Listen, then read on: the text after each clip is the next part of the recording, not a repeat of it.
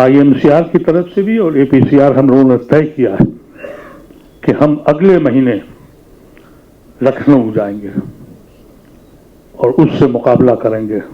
तय कर लिया है कि अगर मेरी जिंदगी की आखिरी सांसें तिहाड़ जेल में गुजरनी है तो गुजारूंगा। ये फैसला आपको करना पड़ेगा। मैं योगी को बताना चाहता हूं कि हम तुमसे डरे नहीं हैं। उसकी औकात क्या है? जो आदमी अपनी FIR के ऊपर पार्लियामेंट में रोते गए, वो हमको चैलेंज कर रहा है। यकीनी तौर पर कानूनी एतबार से ये सेकुलर मुल्क है। क्या अमली तौर पे ये सेकुलर मुल्क है? बिल्कुल नहीं। वो सारे लोग जिन्होंने मोदी की हिमायत की है, उन सारी जमातों के खिलाफ एक मुहाज आपको चलाना पड़ेगा, अपनी हैसियत को बनाना पड़ेगा। अगर मुसलमान अपनी कुव्वत को नहीं दिखाता है और इकट्ठा नहीं होता है, तो इस मुल्क में इंसानों की हैसियत रहने का हक तुम पर नहीं है। तुम्हारा ये जो वक्फ का कानून है, ये एक ऐसी सजा हमको दी जा रही है। पिछले 10-11 साल से हम पे सितम होते रहे, हम चुप रहे, लेकिन शायद ये सबसे बड़ा सितम था। लेकिन एक खुशाइन बात ये हुई है कि जैसा अभी आपने हमारे भाई संजय सिंह को सुना, ऐसे लोग भी खड़े हो गए जिससे दिल को बड़ी दहास हुई। मैं एक मायूस हारा हुआ इंसान हूं। तमन्ना नहीं है कहीं कि इस दुनिया में अब रहा जाए। ये जमीन हमारे लिए है। संजय भाई हमारे कहते हैं कि आप ये मत कहिए, सेकुलर मुल्क है। यकीनी तौर पर कानूनी एतबार से ये सेकुलर मुल्क है। क्या अमली तौर पे ये सेकुलर मुल्क है? बिल्कुल नहीं। आज की उम्र में आज पहुंच के रोज मुझको कहना पड़ता है, साबित करना पड़ता है कि मैं देशद्रोही नहीं हूं। ये सितम है हमारे ऊपर। जब हम पे इल्जाम लगता है, आपने जिक्र किया कि यहां 2 कानून है। अली मेरे बहुत अजीज दोस्त राजा सुलेमान का बेटा है, उसको क्या सजा दी गई और क्या सजा उसको दी गई जिसके लिए आपने जिक्र किया। यहाँ बहुत सी बातें हुई, लेकिन मैं 2-3 बातें आपसे कहना चाहता हूँ। ये वक्फ का जो एक्ट के ऊपर जो बहस हो रही है, मैं हैरतज़दा हूँ कि मेन आर्गुमेंट जो हो रहा है सरकार की तरफ से कि ये इस्लामिक तरीका नहीं है, इस्लाम से इसका कोई ताल्लुक नहीं है। आज हम आपको बता दें ये वक्त कहाँ से आया है। उन हजरात से जिनको औकाफ के बारे में मालूम नहीं है। कुरान की जब एक आयत नाजिल हुई कि तुमने जो अच्छे काम किए हैं उसके सवाब तुमको मिलते रहेंगे, तो सहाबी एक थे, वो रसूलुल्लाह सल्लल्लाहु अलैहि वसल्लम के पास गए। उनका जब इंसान मर जाता है तो उसके गुनाह और उसकी अच्छाइयाँ सब खत्म हो जाती हैं। ये क्या बात है कि अच्छाइयाँ जुड़ती जाएंगी? उनका तुम अगर कोई ऐसे कार्य खैर करते हो और कोई इंसानियत को भला करने के लिए कुछ करते हो तो तुम्हारी बुराइयां तो खत्म हो चुकी हैं, तुम इस दुनिया से जा चुके हो, लेकिन उसका सवाब तुमको मिलता रहेगा जब तक कयामत में हिसाब नहीं होगा। उन सहाबी ने उस वक्त, वो बहुत बड़े वहां के काश्तकार थे, बहुत बड़ा उनका बाग था, उसको उन्होंने अल्लाह के नाम पे वक्फ कर दिया। और जब ये कहा जाए कि ये वक्फ जो है ये इस्लामिक कानून नहीं है, रसूलुल्लाह सल्लल्लाहु अलैहि वसल्लम के ज़माने से ये वक्त हो रहा था, और कहा गया नहीं ये ट्रस्ट है। ट्रस्टी तो आप बदल भी सकते हैं, ट्रस्टी अपना काम करता है। अल्लाह की ज़मीन को, अल्लाह को कौन बदल सकता है? लेकिन बहस इस पे हो रही है, और इसलिए हो रही है कि ये इस्लामिक लॉ नहीं है, इस्लाम से ताल्लुक इसका नहीं है।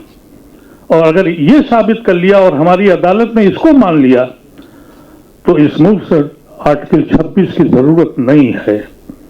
ऐलान कर दिया जाए कि न हमें 26 चाहिए, न हमें 25 चाहिए, न 28 चाहिए, न 29 चाहिए, न 30 चाहिए।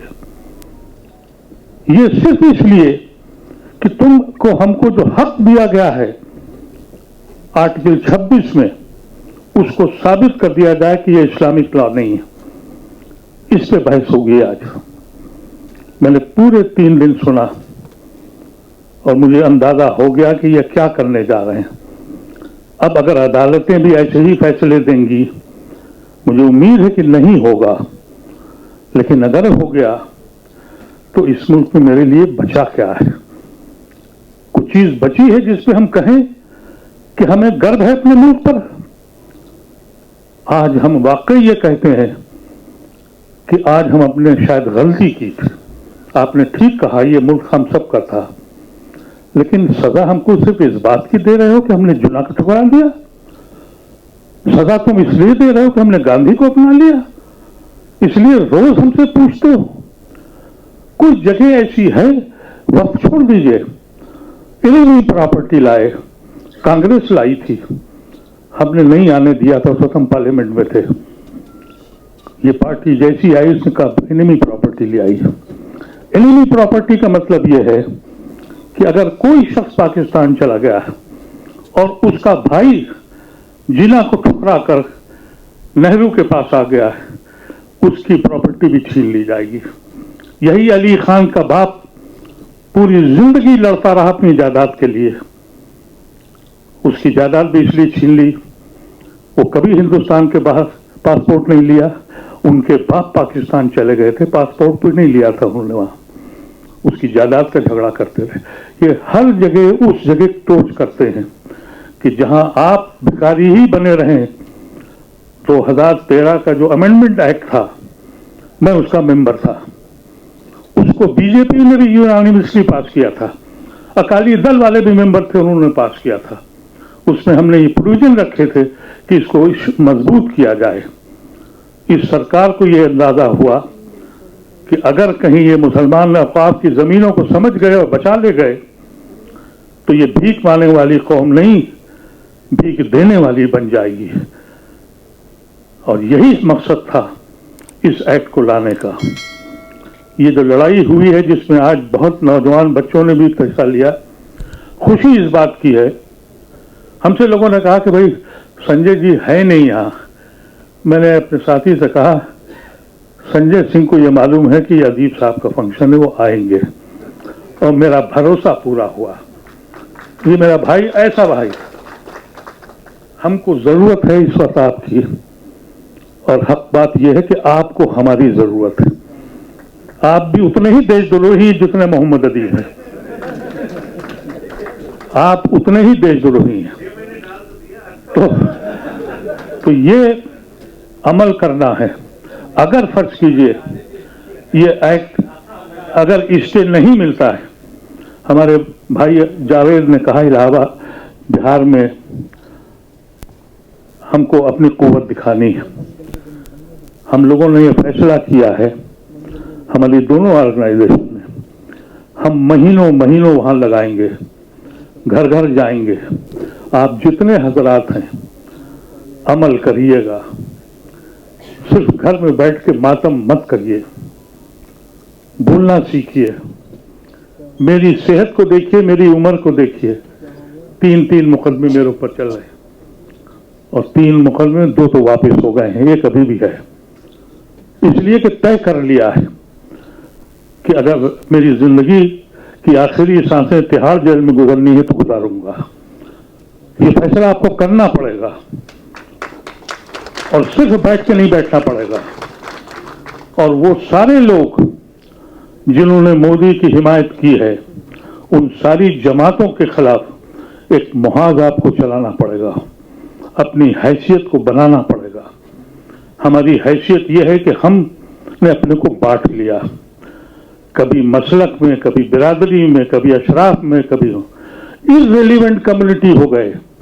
मेरे दोस्त दया सिंह बैठे हैं, इन्होंने हमको मालूम है जब कुछ गुड़गांव में नमाज नहीं पढ़ने दी थी तो दया सिंह भाई आए, उनका गुरुद्वारे के दरवाजे का खोल दिए, नमाज यहां पढ़ो। ऐसे लोग यहां बैठे हुए हैं और हम लोग वहां गए, हमने वहां नमाज नहीं पढ़ी, शुक्रिया करने गए। हौसला दिया हमको। तो अभी ऐसे लोग हैं, लेकिन अगर मुसलमान अपनी कुव्वत को नहीं दिखाता है और इकट्ठा नहीं होता है तो इस मुल्क में इंसानों की हैसियत रहने का हक तुम पर नहीं है। तुम्हारा जानवरों की तरह रहो, गुलामों की तरह रहो, अगर अब भी जागने को तैयार नहीं हो। फैसला करें हम सब लोग, और ये फैसला यही करें, ये मत समझिए कि हम पर्सनल लॉ बोर्ड के खिलाफ हैं या हम उनके साथ हैं। मैं खुद पर्सनल लॉ बोर्ड का मेंबर हूं, मलिक साहब पर्सनल लॉ बोर्ड के मेंबर हैं। हम एक मुत्तहिद हैं। हमारा ये कहना था कि हमको अपने हिंदू भाइयों को, नॉन मुस्लिम भाइयों को वक्फ के बारे में बताना है। मैं जिस सोसाइटी में रहता हूं अच्छे लोग हैं वहां, और जब मैंने उनसे बात करी, मैं अकेला मुस्लिम हूं उसका, जब उनसे बात करी तो उनको वक्फ के बारे में मालूम ही नहीं था। अच्छे लोग हैं। उनका भाई आप लोग तो जिस जमीन पे कब्जा करते हैं वो हो जाता है। जब उनको पूरा समझाया, उनका ये तो सितम है। तो हम लोग ये समझते हैं कि ये जो शुरुआत हम लोग कर रहे हैं, ये कहा गया कि हम लोग दिल्ली में कर रहे हैं, ऐसा नहीं है। हर जगह जा रहे हैं। और मेरा एक ख्वाहिश है मेरी, मैं अपने सारे लीडरों से, अशोक भाई से और सबसे मैं चाहता हूं, मैं लखनऊ जाना चाहता हूं। मैं योगी को बताना चाहता हूं कि हम तुमसे डरे नहीं हैं। और लखनऊ में हम हिंदुस्तान के हर दानिश्वर को ले जाना चाहते हैं। उसकी औकात क्या है? जो आदमी अपनी FIR के ऊपर पार्लियामेंट में रोते गए, वो हमको चैलेंज कर रहा है। और हमारे मुसलमान खौफ से कह रहे हैं अदीब साहब यहां मत आइएगा। तो मेरी एक ख्वाहिश है, IMCR की तरफ से भी और APCR हम लोगों ने तय किया है कि हम अगले महीने लखनऊ जाएंगे और उससे मुकाबला करेंगे, उस जाहिल इंसान से जिसने हिंदुस्तान के अंदर अभी तक बिल पास नहीं हुए, लेकिन अभी एक साहब ने बताया और हकायक हैं, नेपाल से मिले जितने मदरसे हैं बुलडोजर चल रहे हैं, खामोशी है।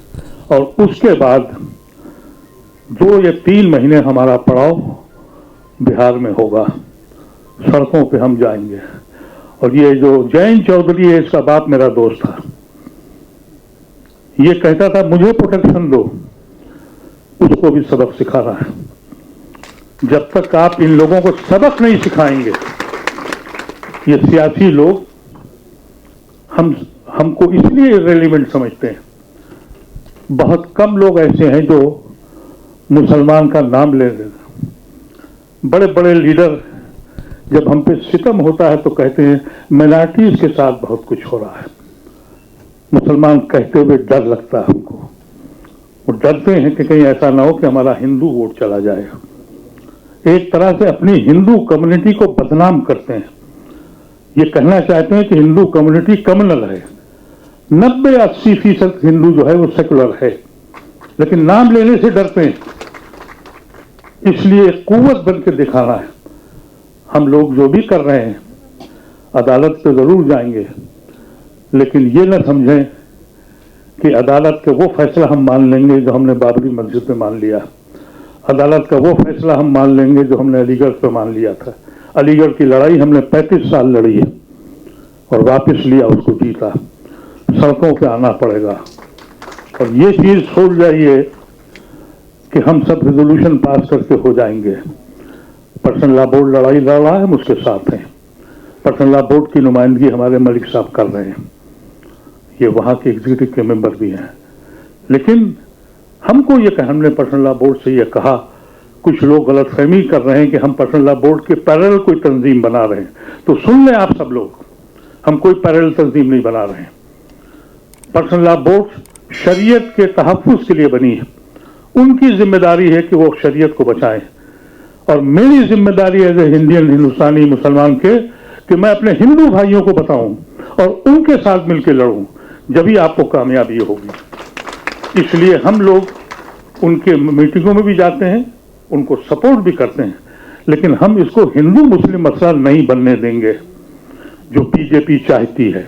कि ये हिंदू मुस्लिम मसला नहीं है, ये संवैधानिक मसला है और इसमें जैसे आप कैसे लोग मौजूद हैं, हमें मायूसी नहीं है।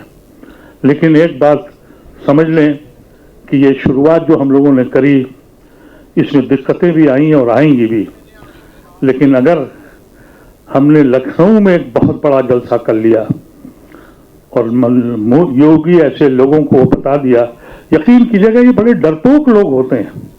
मैं आउट ऑफ कॉन्टेक्स्ट एक वाकया संजय भाई को सुनाना चाह रहा हूँ। एक बड़े मशहूर लीडर थे बजरंग दल के और फैजाबाद के, आप जानते भी हैं उनको। वो पार्लियामेंट में हमसे बात नहीं होती थी, लखनऊ से हम आ रहे थे, उस वक्त हम भी एमपी थे, वो भी थे। एक ही कूपे मिल गया, तो कटियार नाम था। तो मैंने उनसे मजाक में कहा, विनय कटियार, मैंने कहा कटियार जी चलिए रात में अंताक्षरी होगी। उन्होंने मुझे देखा और उसके बाद कैबिन से बाहर निकल गए। अब जब मैं डिब्बे में गया था तो मैं देखा ब्लैक कैट, ये वो जन दसियों वहां पुलिस वाले, और जब ट्रेन चलने लगी तो मैं परेशान कि सामान उनका रखा और मैं कहा एमपी साहब कहाँ रह गए। तो टीटी आया, मैंने उससे पूछा कि भाई ये एमपी साहब रह गए। तो उसने दरवाजा बंद करके कहा कि विनय कटियार ये कह रहे हैं कि मैं इनके साथ रात में नहीं रहूंगा। हिंदुस्तान का बजरंग दल का कायल मेरे सिर्फ इस जुमले पे कि रात को अंताक्षरी होगी। ये इतने पावरफुल लोग हैं, इतने लोग हैं। वीरा जी आ गई हैं, बहुत शुक्रिया। ये हमारी मेंबर ऑफ पार्लियामेंट है मुरादाबाद से और मेरे कहने पे पहुंच गई हैं और इस वक्त मैं कंक्लूड कर रहा था, लेकिन मैं अपनी बात खत्म कर रहा हूं और सिर्फ ये कहना चाहता हूं कि आप हम लोगों को के साथ रहेंगी। आपकी पार्टी रही है, हर पार्टी रही है और हम इसीलिए चाहते थे कि आप भी तशरीफ लाएं और खासतौर से खवातीन का आना जरूरी है। ये जो हमारा प्रोग्राम हुआ है, ये सिर्फ ये इसलिए है कि हम अपने भाइयों को बताना चाहते हैं कि ये शुरुआत है, इसको ख़त्म मत समझिएगा। ये न समझिएगा कि ये सिर्फ इसलिए किया गया है कि 150 लोग बैठ जाएं और बात कर लें। ये शुरुआत है उस वक्त तक जब तक कि इस जालिम हुकूमत को हटाया नहीं जाता, और इस जालिम हुकूमत को हटाने के लिए हमको एकजुट होना पड़ेगा। बहुत बहुत शुक्रिया।